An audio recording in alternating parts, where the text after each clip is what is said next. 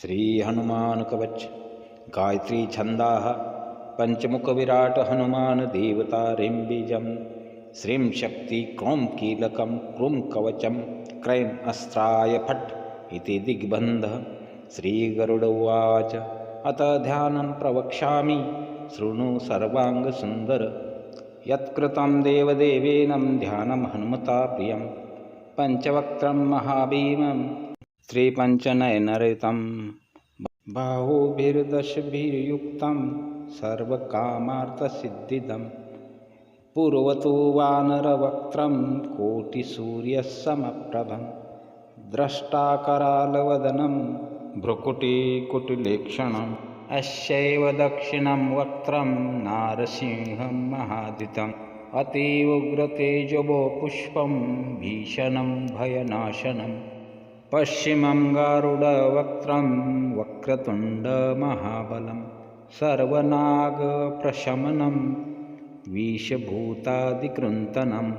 उत्तरं सौकरं वक्त्रं कृष्णदीप्तं नभोपमं पातालसिंहवेताल ज्वररोगादिकृन्तनम्। ऊर्ध्वहयाननं घोरं दानवान्तकरं परं येन वक्त्रेण विप्रेन्द्र तारकाख्यं महासुरं। जघान शरणं तस्या तत्सर्वशत्रुहरं परं ध्यात्वा पञ्चमुखरुद्रं हनुमन्तदयानिधिं। खड्गत्रिशूलखट्वाङ्ग पाशंकुशपर्वतं मुष्टिकौमोदकीवृक्षं धारयत्यकमण्डलुम्।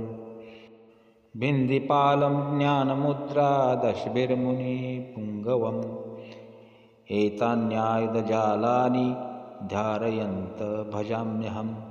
प्रेतासनोपविष्टं तं सर्वभरणभूषितं दिव्यमाल्याम्बरं धरं दिव्यगन्धानुलेपनं। सर्वाश्चर्यमयं देवं हनुमद्विविशोतोमुखं पञ्चाशमच्युतमनेकविचित्रवर्णवक्त्रं शशाङ्कशिखरं कपिलाजवर्यं पीताम्बरादिमुकुटैरूपशोभिताङ्ग पिङ्गाक्षमाद्यमनीशं मनसा स्मरामि।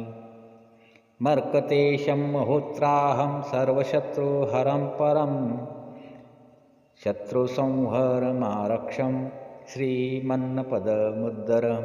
ॐ हरिमर्कटमर्कितमन्त्रमिदं परिलिख्यति लिख्यति वामतले यदि नश्यति नश्यति शत्रुकुलं यदि मुञ्चति मुञ्चति वामलता।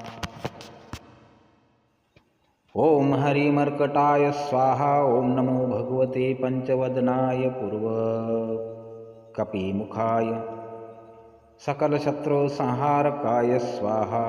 ॐ नमो भगवते पञ्चवदनाय दक्षिणमुखाय करालवदनाय नरसिंहाय सकलभूतप्रमतनाय स्वाहा। ॐ नमो भगवते पञ्चवदनाय पश्चिममुखाय गरुडाननाय सकलविषहराय स्वाहा। ॐ नमो भगवते पञ्चवदनाय पश्चिममुखाय गरुडननाय सकलविषहराय स्वाहा। ॐ नमो भगवते पञ्चवदनाय उत्तरमुखाय आदिवराहाय सकलसम्पत्कराय स्वाहा। ॐ नमो भगवते पञ्चवदनाय ऊर्ध्वमुखाय हयग्रीवाय सकलजनवशकराय स्वाहा।